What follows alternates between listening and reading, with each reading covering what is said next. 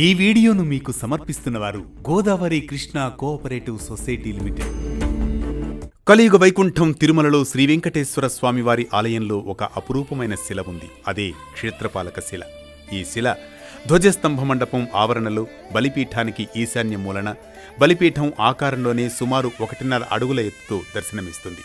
సాధారణంగా భక్తుల దృష్టికి పెద్దగా రాకపోయినా ఇది తిరుమల క్షేత్రానికి అత్యంత ముఖ్యమైన దైవ సంకేతం.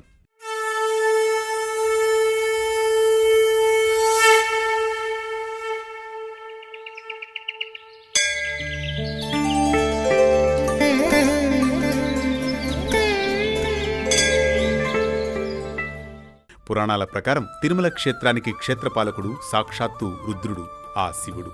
అనాదిగా ఈ శిల రుద్రుని ప్రతీకగా వెలుగుతోందని మన పురాణాలు చెబుతున్నాయి. పూర్వకాలంలో ఈ క్షేత్రపాలక శిల పూర్ణ స్వరూపంతో ప్రకాశిస్తూ ఆలయం చుట్టూ సంచరిస్తూ రక్షణ కర్తవ్యాన్ని నిర్వర్తించేదట. అప్పట్లో అర్చకులు ప్రతిరోజు రాత్రి ఆలయ తాళాలను ఈ శిలపై ఉంచి నమస్కరించి ఇంటికి తీసుకెళ్లేవారట. తెల్లవారుజామున తిరిగి వచ్చి శిలకు నమస్కరించి తాళాలు తీసుకునే సంప్రదాయం ఉండేదట. ఒకసారి దురదృష్టవశాత్తు ఆలయం చుట్టూ సంచరిస్తున్న సమయంలో ఆ శిల కింద పడి ఒక బాలుడు గాయపడ్డాడట. ఇకపై అటువంటి అపశకునం జరగకూడదనే సంకల్పంతో ఆ శిలను తిరుమలకు సమీపంలోని గోగర్భతీర్థం అంటే పాండవ తీర్థం వద్దకు తరలించారని చెబుతారు. అదే క్షేత్రపాలక శిల.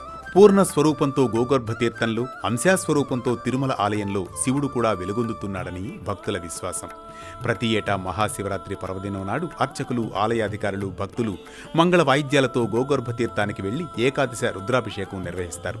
శ్రీనివాసుడు సాక్షాత్తు శ్రీ మహావిష్ణువు కాగా ఆయన సన్నిధిలో క్షేత్రపాలకుడిగా శివుడు ఉండడం విష్ణువు శివుడు వేరువేరు కాదని, తత్వం ఒకటేనని అదే క్షేత్రపాలక శిలలోని ఆంతర్యంగా చెబుతారు పండితులు. ఇలా మరో భక్తి రాగం ధర్మదీపంతో మళ్లీ కలుద్దాం రేపటి పరమార్థం.